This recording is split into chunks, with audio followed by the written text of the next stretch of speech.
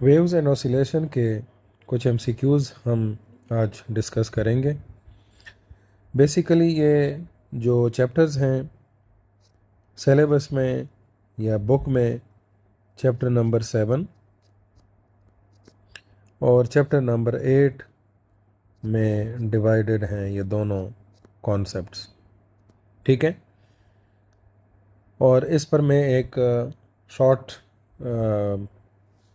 Lecture सा भी upload कर चुका हूँ 2 पार्ट्स में अबाउट वेव्स, जिसमें मैंने कोशिश की है ऑसिलेशन और वेव्स का एक जनरल ओवरव्यू देने की, ताकि स्टूडेंट्स को एक रिकॉल टाइप या उसकी एक रिवीजन हो सके।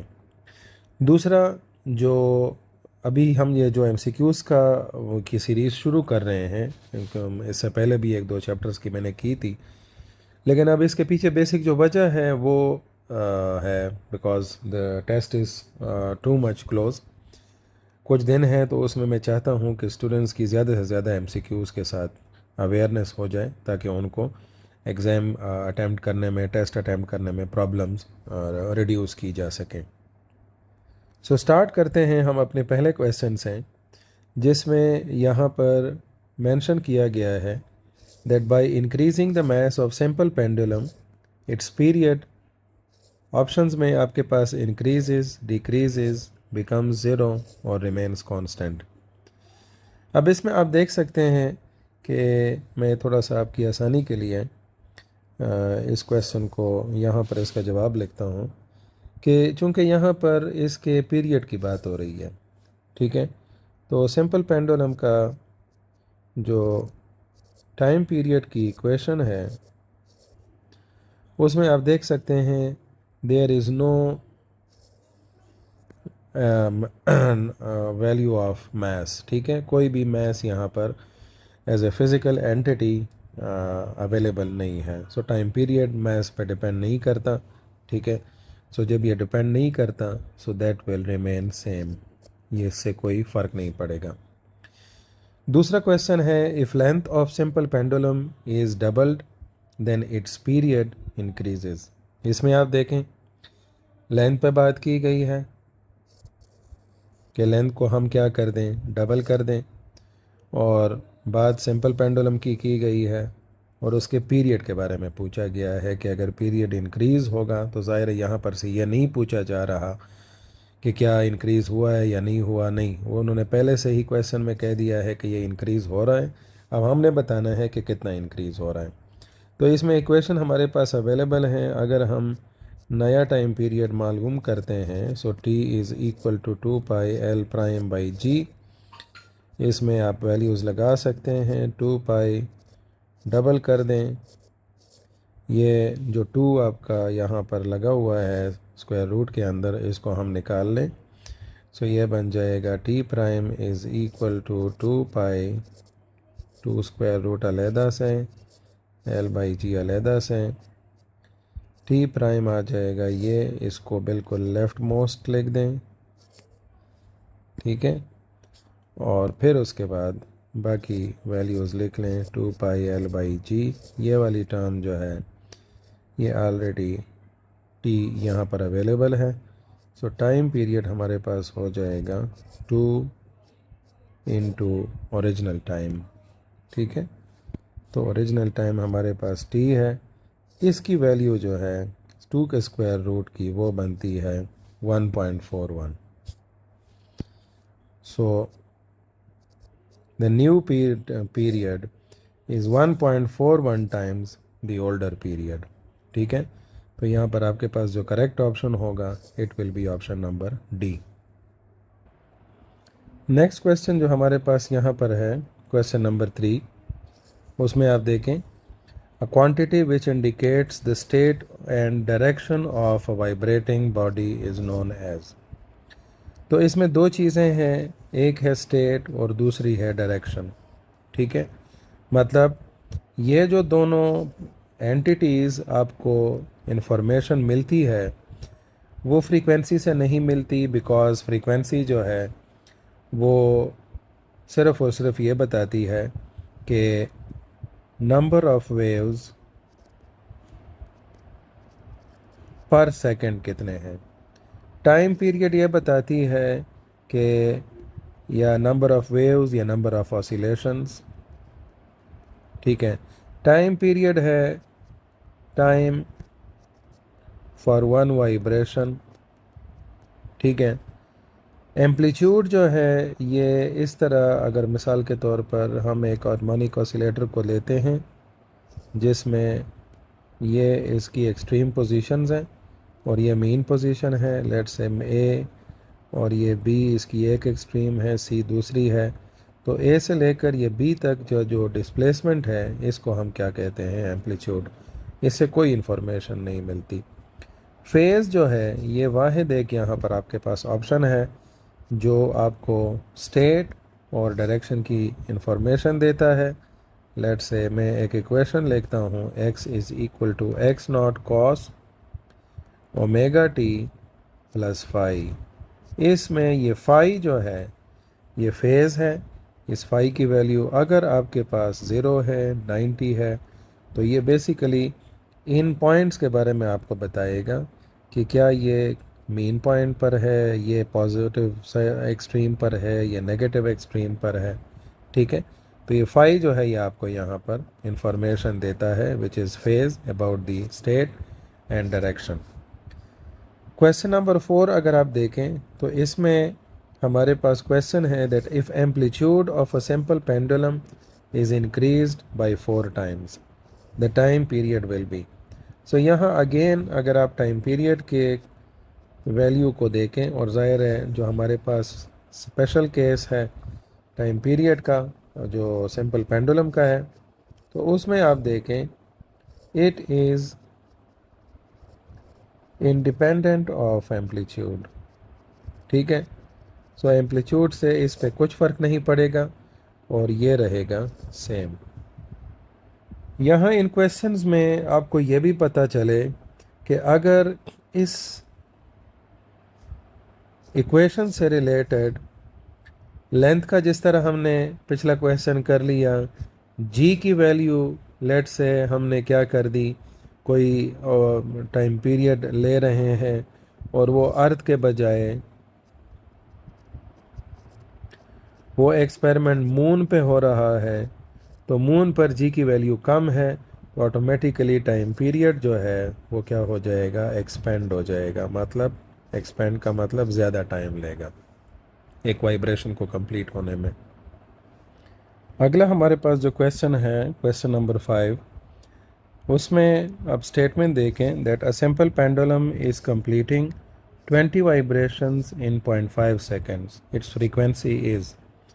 सो जैसे हमें पता है कि फ्रीक्वेंसी जो है वो number of vibrations per unit time है, ठीक है। तो अगर आप इसमें वैल्यूज़ लगा लें, 20 वाइब्रेशंस को अगर आप 5 पे डिवाइड कर दें, सो 0.5 के लिए यहाँ पर टाइम ये 100 लगा लें, सॉरी टाइम नहीं, सिर्फ 10 लगा लें, ये यहाँ से पॉइंट हट जाएगा। 5 4s are 20, तो 4 10s are 40 आपके पास आ जाएगा। वैसे भी अगर कॉमन सेंस से भी आप ये क्वेश्चन करते हैं कि अगर आधे सेकंड में वो 20 वाइब्रेशंस पूरे कर रहा है, तो एक सेकंड में वो उसके डबल कर देगा, सो 40 हो जाएगा आपके पास जवाब। सो ये 40 पहला ऑप्शन आपके पास क्या आएगा, करेक्ट आएगा। क्वेश्चन नंबर 6 के स्टेटमेंट को देखें, acceleration of a body executing simple harmonic motion is minimum, ठीक है, at mean position due to. अब ये तो नहीं पूछा गया कि मिनिमम है या नहीं है, नहीं, पहले से ही बता दिया गया कि हाँ जी मिनिमम है। कहाँ पर, मीन पोजीशन पर। क्यों है? फर्स्ट ऑप्शन जो आपके लिए आगे रखा गया है वो क्या है, हाई स्पीड। सेकंड है due to maximum value of restoring force. Third है minimum value of restoring force. और फोर्थ है बोथ ए एंड बी। तो अगर आप देखें कि सिंपल हार्मोनिक मोशन में रिस्टोरिंग फोर्स, इसकी जो बेसिक कंडीशन है वो हमारे पास ये है, या इसको हम इस तरह से भी लिखते हैं that restoring force is directly proportional to the displacement. तो चूंकि यहाँ पर मीन पॉइंट पर डिस्प्लेसमेंट की वैल्यू हो जाती है 0, ठीक है, तो रिस्टोरिंग फोर्स भी हो जाता है ज़ीरो। और जब रिस्टोरिंग फोर्स ज़ीरो होगा तो रिस्टोरिंग फोर्स पैदा करती है एक्सेलरेशन। तो एक्सेलरेशन की वैल्यू भी आपके पास हो जाएगी ज़ीरो। ठीक हो गया। क्वेश्चन नंबर 7 पे देखें। At resonance the transfer of energy is negative, zero, minimum, maximum. तो चूंकि यहाँ पर हमें इस चीज़ के बारे में पता है कि रेजोनेंस वो फिनोमेना है जिसमें ट्रांसमीटर जो फ्रीक्वेंसी एमिट कर रहा है वो अगर रिसीवर की फ्रीक्वेंसी के साथ मैच करती है तो वहाँ पर एनर्जी बहुत आसानी से और मैक्सिमम वैल्यू क्या हो सकती है, ट्रांसफ़र हो सकती है। सो इस वजह से आपके पास यहाँ पर जो करेक्ट ऑप्शन होगा this will be option number D. इसी तरह से क्वेश्चन नंबर 8 को देखें। Which of the following quantities can be expressed in kilogram पर सेकंड स्क्वायर। इसके लिए आपको यूनिट्स का भी पता होना चाहिए है। इसमें आप देखें कि फोर्स है वो तो आपको क्लियर कट पता होगा कि ये किलोग्राम पर मीटर पर सेकंड स्क्वायर है। डेंसिटी है किलोग्राम पर मीटर क्यूब। स्प्रिंग कांस्टेंट आपके पास है न्यूटन पर मीटर, तो ये बन जाएगा kilogram metre per second square divided by metre. तो हमें वो नंबर मिल गया, वो क्वांटिटी मिल गई। मोमेंटम का यूनिट आपको मिल सकता है किलोग्राम मीटर पर सेकंड। सो आपके पास करेक्ट ऑप्शन जो है वो ऑप्शन नंबर सी हो जाएगा। क्वेश्चन नंबर 9 को देखें। इसमें हमारे पास जो स्टेटमेंट है that a particle executes simple harmonic motion of amplitude A. Amplitude की जो वैल्यू है वो ए के बराबर है। Potential energy is maximum when the displacement is. अब अगर हमारे पास ये पोजीशन है कि ये उसका ऑसिलेटिंग पाथ है और ये उसमें ये आप ऐसा समझ लें ये x है, ये y है और ये z, और ये x से लेकर y तक का जो डिस्प्लेसमेंट है मैक्सिमम ये a के बराबर है। सो हमें यहाँ पर ये मालूम होना चाहिए है कि पोटेंशियल एनर्जी जो है ये मैक्सिमम कहाँ पर होती है, एक्सट्रीम पोजीशन पर, यहाँ पर। ठीक है, सो इस वक्त इसका एम्पलीट्यूड जो है वो कितना होगा, a के बराबर होगा। तो यहाँ पर आपके पास करेक्ट ऑप्शन जो है वो a होगा। क्वेश्चन नंबर 10 पे अगर आप देखें that if a pendulum vibrates with a frequency of 0.5 hertz then its length will be. So इसके लिए थोड़ी सी अगर आपको सॉल्यूशन करनी पड़ेगी, ये आसानी से हो जाएगी। टाइम पीरियड की इक्वेशन है 2 पाई एल बाई जी। इसको अगर आप फ्रीक्वेंसी के लिए कर देंगे so it will be 1/2 pi g by l. इसको फर्दर स्क्वेयरिंग कर लें, f square is equal to 1/4 pi square g by l. ठीक हो गया। और उसके बाद ये कर दें कि इस एल को शिफ्ट कर दें यहाँ और फ्रीक्वेंसी को डिनोमिनेटर में। सो एल आपके पास आ जाएगा जी 4 पाई स्क्वेयर इंटू एफ स्क्वेयर। अब वैल्यूज पुट कर दें। जी की वैल्यू मैं आसानी के लिए 10 पुट करता हूँ ताकि रिज़ल्ट हम आसानी से हासिल कर सकें। 4 इंटू 3.14 का स्क्वायर मल्टीप्लाइड बाई 0.5 का स्क्वायर हो जाएगा।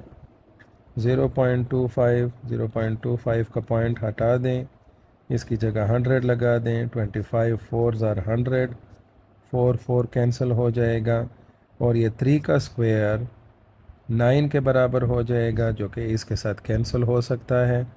तकरीबन आपके पास 1 मीटर जवाब आ जाएगा जो कि आपके पास यहाँ पर ऑप्शन नंबर डी करेक्ट आएगा, विच विल बी क्लोज़र। आपने थोड़ा सा इसमें एस्टिमेशन की है, so the closer result is 99 centimetre हमारे पास करेक्ट आ जाएगा। उसके बाद हम आते हैं वेव्स की तरफ। वेव्स में क्वेश्चंस देखते हैं और उसमें जो पहला स्टेटमेंट हमारे पास आ रही है वो है that the speed of sound waves having a frequency of 256 hertz compared with the speed of sound waves having a frequency of 512 hertz is, ठीक है। सो यहाँ पर टारगेट किस इक्वेशन को किया गया है, स्पीड का कंपैरिजन किया गया है। स्पीड की इक्वेशन हमें पता है क्या है, v is equal to F lambda, और इसमें ये स्पीड जो है ये फ्रीक्वेंसी पे डिपेंड नहीं करती, ठीक है। It only depends upon wavelength.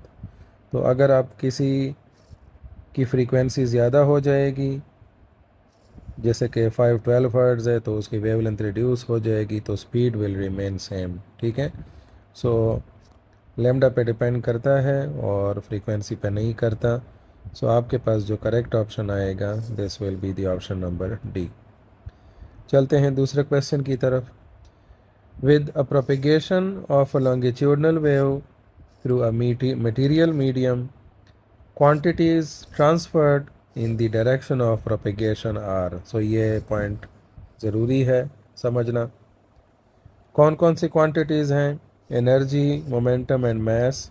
तो एक तो ये आप यहाँ पर जो भी मास वाले ऑप्शंस हैं वो आप हटा दें, बिकॉज वे उसकी स्टार्ट डेफिनेशन में आप कहते हैं that we do not transfer mass, ठीक है।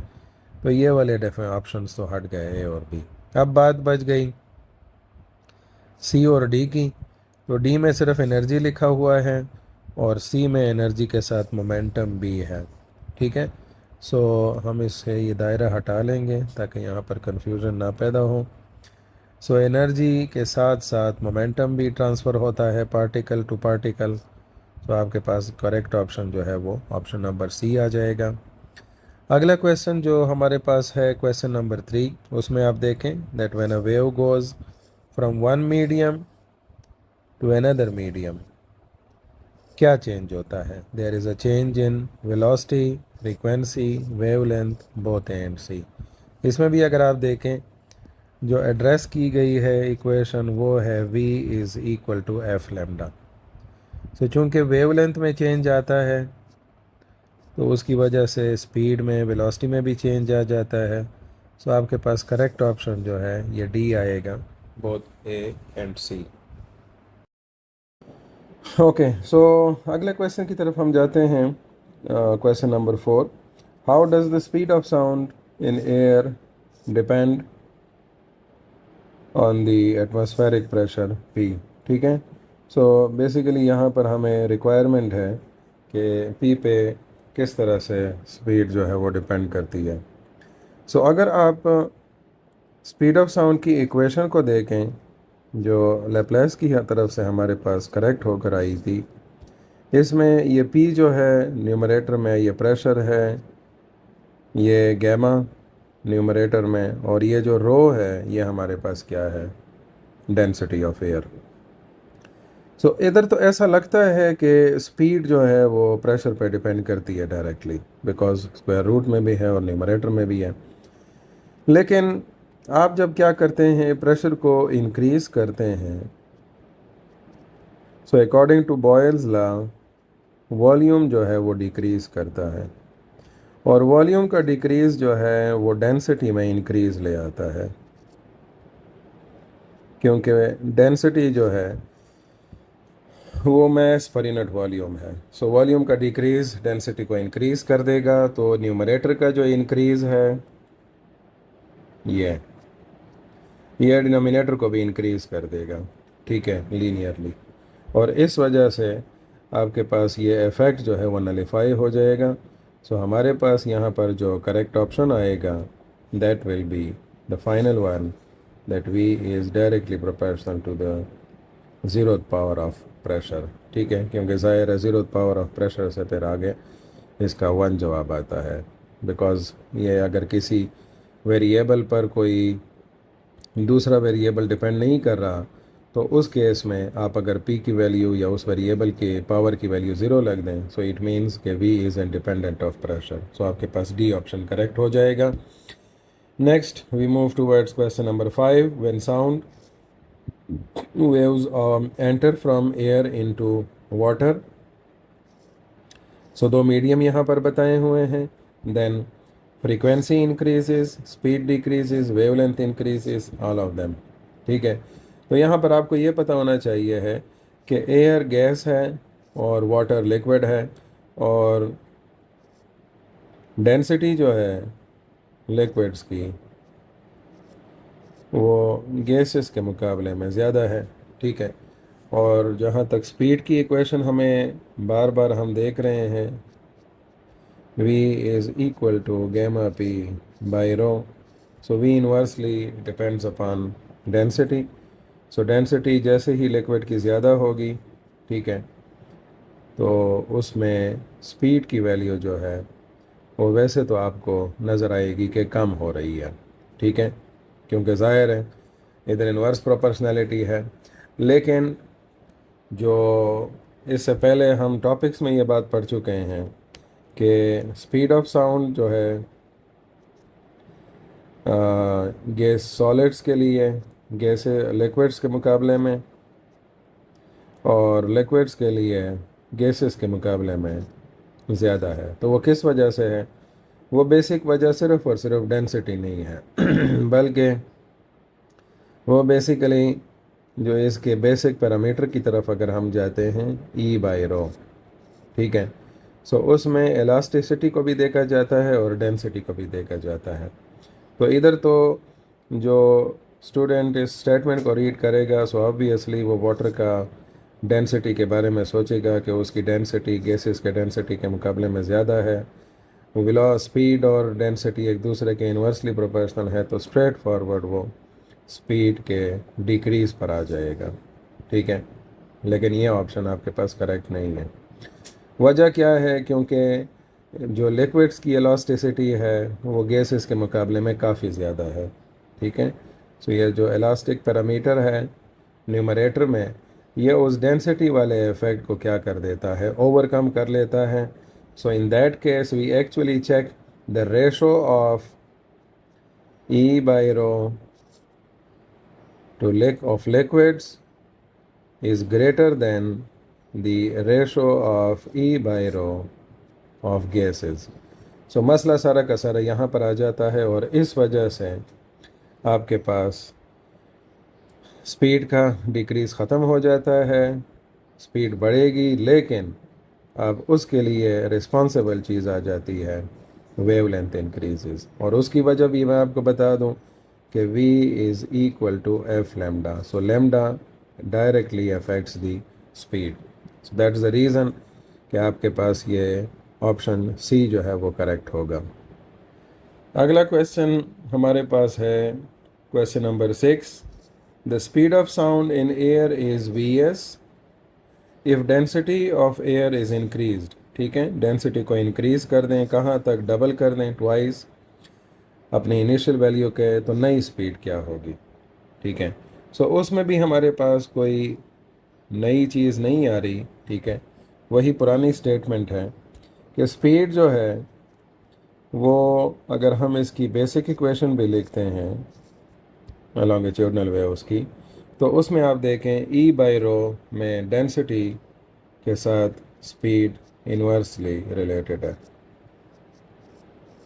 ठीक है, और अगर मैं अब इसमें वैल्यूज़ पुट कर दूं, let say v prime is equal to e by rho prime, और e divided by rho prime की जगह, क्योंकि वो डबल हो गई है, सो ये हम 2 रो लगा दें, इसमें 1/2 स्क्वायर रूट अलहदा कर लें, बाकी जो आपके पास वैल्यू है वो वही पुरानी रहेगी, E by row.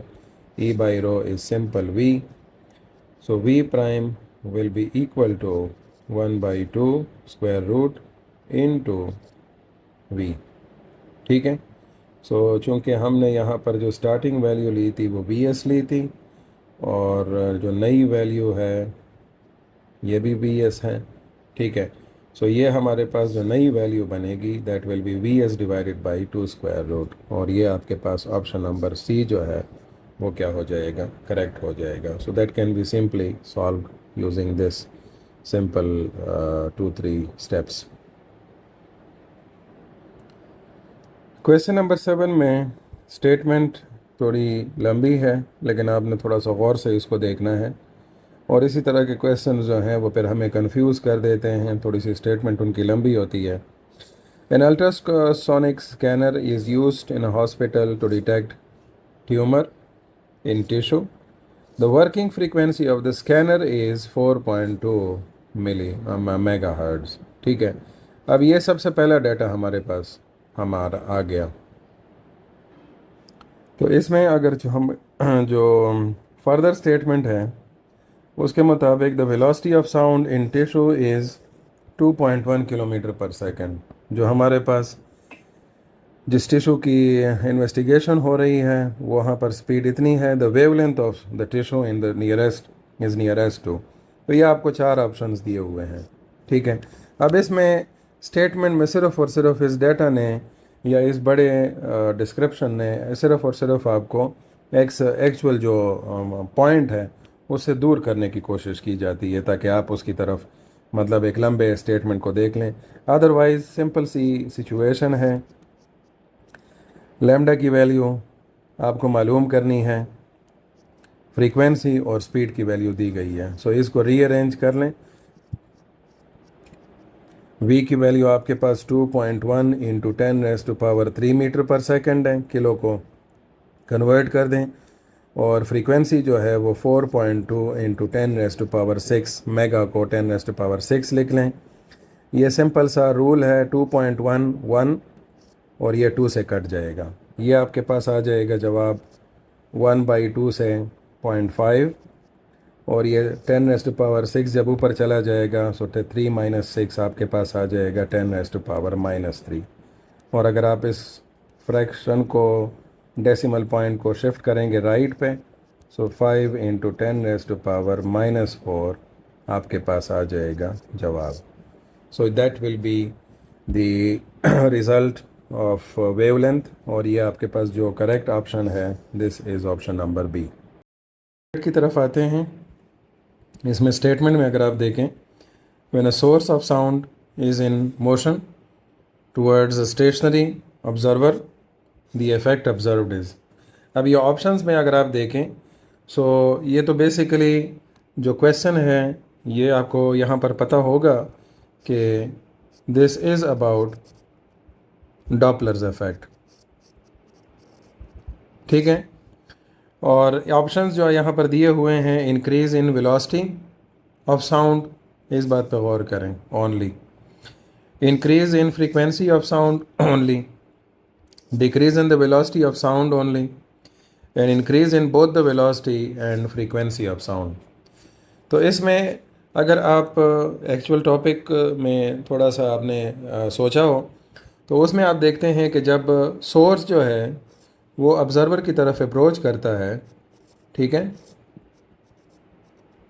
This is observer ओ, और ये सोर्स तो ये जो साउंड वेव्स एमिट कर रहा है और ये अप्रोच कर रहे हैं और साथ में इसकी अपनी भी स्पीड है, तो इसकी वजह से ये जो पैकेट है जिसमें ये वेव्स आ रही हैं, तो ये पैकेट जो है ये ग्रेजुअली क्या होता जाता है, कंप्रेस होता जाता है। ठीक है, सो इस कंप्रेशन की वजह से पहले ये पूरी लेंथ थी, फिर उसके बाद ये लेंथ हो जाती है, फिर उसके बाद ये लेंथ हो जाती है। So number of waves are same emitting per unit time, frequency वही है, लेकिन कंप्रेशन हो रही है तो उसकी वजह से वेवलेंथ पर इफेक्ट ये पड़ता है कि वेवलेंथ रिड्यूस हो जाती है और फ्रीक्वेंसी का इंक्रीज़ होता है। लेकिन यहाँ पर जो इन्होंने क्वेश्चन में ऑप्शन दिए हुए हैं वो वेलोसिटी का भी दिया हुआ है, ये नहीं होता आपके पास, और फ्रीक्वेंसी का इंक्रीज़ ठीक है, लेकिन इसमें ये वाला पोर्शन जो है ये गलत है। इसी तरह से जो बी वाला ऑप्शन है ये आपके पास यहाँ पर क्या होगा, ठीक होगा। ठीक है, अगर हम इसी में कोई और ऑप्शन भी हमारे पास आ जाता और वो ऑप्शन ये होता कि decrease in wavelength and increase in frequency, ठीक है, तो वो ऑप्शन हम फिर सेलेक्ट कर सकते थे। लेकिन जो गिवन ऑप्शंस हैं उनमें सिर्फ और सिर्फ आपके पास बी ऑप्शन जो है वो ठीक है। क्वेश्चन नंबर 9 में देखें, इसमें अगर आप स्टेटमेंट पे गौर करें that a particular wavelength received from galaxy is measured on earth and is found to be 5% more, ठीक है, this is the point to be noted, more than its wavelength. तो हमें पता है कि फ्रीक्वेंसी जो है उसका रिलेशन वेवलेंथ से रेसिप्रोकल है, ठीक है, मतलब वेवलेंथ पे इन्वर्सली डिपेंड करता है। सो अगर वेवलेंथ क्या हो रही है, कम हो रही है, ज़्यादा हो रही है, ठीक है, तो ऑब्वियसली फ्रीक्वेंसी में क्या हो रहा है, डिक्रीज़ आ रहा है। और जो सिग्नल आपको गैलेक्सी से मिल रहा है इसका मतलब ये है कि जिस तरह हमने पिछले क्वेश्चन में देखा कि सोर्स अगर लिसनर की तरफ अप्रोच कर रहा है तो उससे जो नई फ्रीक्वेंसी बनती है वो पुरानी फ्रीक्वेंसी से ज़्यादा होती है, वेवलेंथ में रिडक्शन आता है, lambda prime is less than lambda, lambda initial wavelength है जब दोनों रेस्ट में थे, लैम्डा प्राइम बाद की वेवलेंथ है। और अगर ये सोर्स इस डायरेक्शन में जा रहा है और सिग्नल इधर एमिट कर रहा है तो इस केस में जो वेवलेंथ है, न्यू वेवलेंथ, वो आपके पास नॉर्मल वेवलेंथ के मुकाबले में जब ये रेस्ट में था सोर्स उससे ज़्यादा होगी, तो फ्रीक्वेंसी कम हो जाएगी। So that is the correct option is the going away from the earth. Question number 10 में देखें, Doppler effect is used to monitor blood flow through major arteries by ultrasound waves of frequency. इस किस्म के questions का बहुत ज़्यादा chance होता है क्योंकि ये डाटा बेस्ड क्वेश्चंस हैं और ज़ाहिर है ये मेडिकल टेस्ट्स में, चूँकि मेडिकल फील्ड में इनकी इम्प्लीमेंटेशन होती है तो ऐसा डाटा जो है वो आपको थोड़ा बहुत पता होना चाहिए है। तो इसमें जो कुछ वैल्यूज़ दी हुई हैं वो 5 हर्ट्ज़ टू 10 हर्ट्ज़ हैं, 5 hertz kilo hertz to 10 kilo hertz, 5 mega hertz to 10 mega hertz और 5 giga hertz to 10 giga hertz. इसमें कुछ लिटरेचर में 5 के बजाय 2 भी है, 2 mega hertz to 10 mega hertz, ठीक है। सो ये आपके पास करेक्ट ऑप्शन है, ठीक है। Next is question number 11, the product of angular frequency omega and time period. So ज़ाहिर है टाइम पीरियड का जो सिंबल है वो कैपिटल टी है, ओमेगा आपको पता है this is equal to 2π/t, ठीक है। और अगर हम इसको कैपिटल टी से मल्टीप्लाई कर दें, ठीक है, मैं इधर भी ये टी लिख देता हूँ, सो दोनों कैंसिल आउट हो जाएंगे, you will get 2π result and the option B will be the correct option. इसी तरह एक क्वेश्चन यहाँ पर यह भी हो सकता है कि फ्रीक्वेंसी को अगर हम टाइम पीरियड से मल्टीप्लाई कर दें तो फ्रीक्वेंसी का जो यूनिट होता है वो 1/s होता है और टाइम पीरियड का जो यूनिट है वो सेकंड होता है, ये 1/सेकंड है फ्रीक्वेंसी। सो इनका प्रोडक्ट जो है वो आपके पास क्या आएगा, 1 के बराबर आएगा। क्वेश्चन नंबर 12 में आप देखें, in a stationary wave distance between consecutive antinodes is 225 centimetre. If the wave velocity is 300 metre per second, frequency will be. थोड़ा सा इसके लिए मैं आपको फिगर बना कर दे दूं। अगर मिसाल के तौर पर हम कोई 2 लूप्स का केस लेते हैं तो ये आपके पास एक एंटी नोड है यहाँ पर, ये दूसरा एंटी नोड है और इनके दरमियान जो गैप बनता है वो हाफ लैम्डा के बराबर होता है।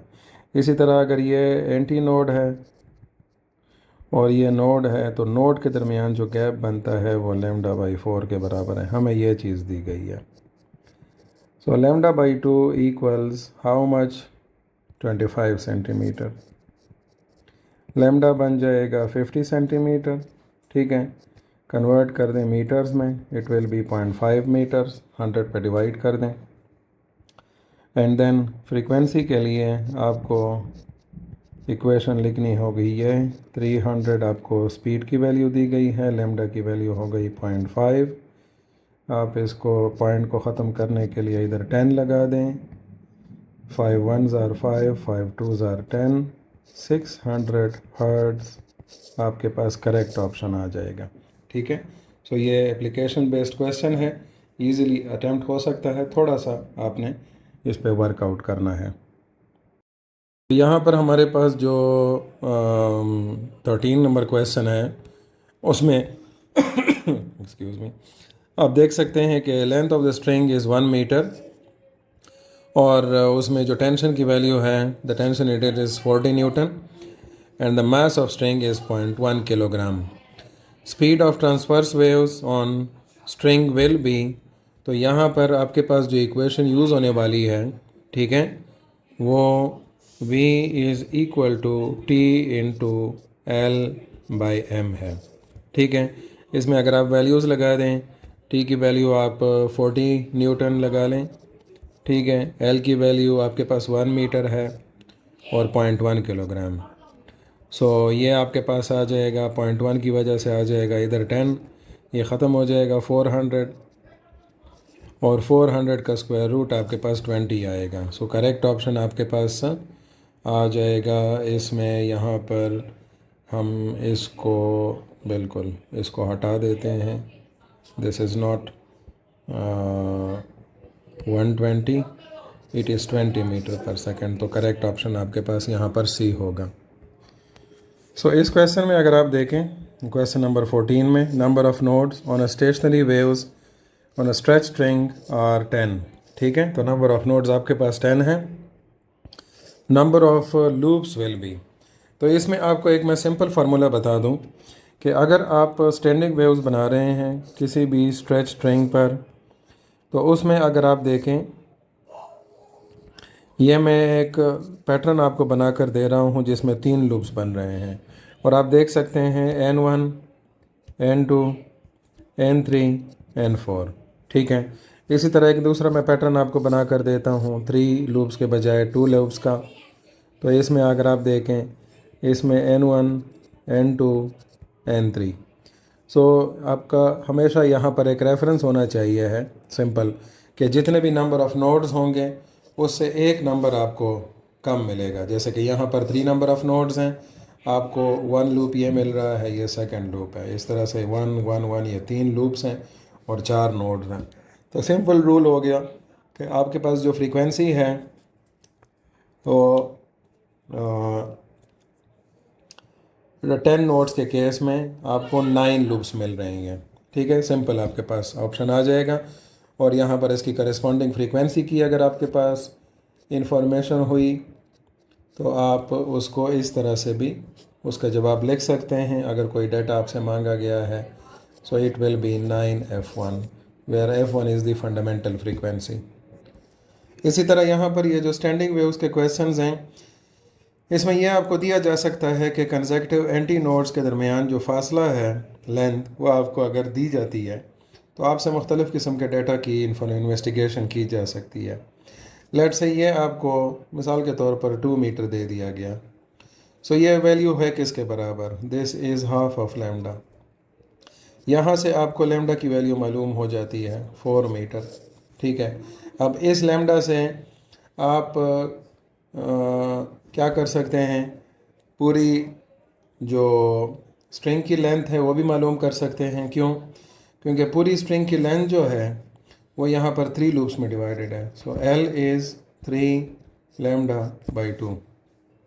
ठीक है, सो आप सिंपली लैम्डा की वैल्यू यहाँ पर लगा लें 4 मीटर और आपको लेंथ का फार्मूला, लेंथ की वैल्यू पता चल जाएगी। इसी तरह अगर आपको लेंथ की वैल्यू गिवन है और नंबर ऑफ़ लूप्स आपको अवेलेबल हैं, ठीक है, तो आप उससे लैम्डा की वैल्यू भी मालूम कर सकते हैं। इसी तरह से फ्रीक्वेंसी की वैल्यू चूँकि इन्हीं रिलेशन से रिलेटेड है, ठीक है, सॉरी, ये जो इक्वेशन हमारे पास है F is equal to V by lambda. So correspondingly आप लैम्डा की वैल्यूज़ पुट करें। अगर आपको स्पीड की वैल्यू दी गई है उन स्टैंडिंग वेव्स की, स्टेशनरी वेव्स की, तो आपको करस्पॉन्डिंग फ्रीक्वेंसी का यहाँ पर पता चल सकता है। इसी तरह से अगर आप बीट्स पे बात करते हैं, सो बीट्स के लिए आपको दो जो नंबर जो फ्रीक्वेंसीज़ हैं उनके दरमियान डिफरेंस का पता होना चाहिए है और उससे फिर आपको बीट्स फ्रीक्वेंसी का आसानी से पता चल सकता है। The same is about the reflection of waves from the hard boundary. Is 180 degree face change hard boundary से, ठीक है। सो वो आपके पास 180 का फेस चेंज है विच करस्पॉन्ड्स टू